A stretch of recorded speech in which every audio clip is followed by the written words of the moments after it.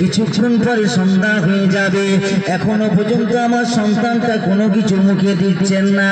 ওগো রব্বুল আলামিন আল্লাহ পাক, আমার সন্তানের পেটের ভিতরে কি কোনো রোগ রয়েছে?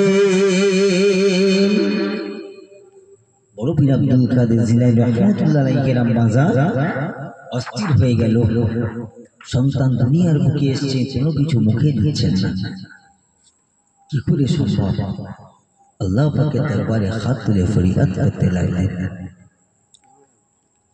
এ বাবাজিরা, ভাইজানেরা, লক্ষ্য করলে দেখতে পাওয়া যায় যে বড় পীর আব্দুল কাদের জিলানী রাহমাতুল্লাহ আলাইহি দুনিয়ার বুকে পাঠিয়েছিলেন, দুনিয়ার বুকে আল্লাহ পাক পাঠিয়েছিলেন সমস্ত মানুষের রোগ ব্যাধি বালা মুসিবত নিবারণ করার জন্য।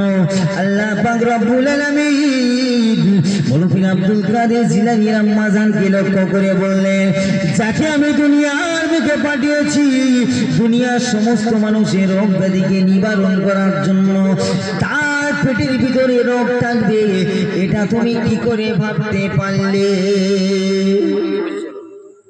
এ বাবাজিরা, ভাইজানেরা, ওগো ঠান্ডা মাথায় শুধু গভীর ভাবে উপলব্ধি করুন।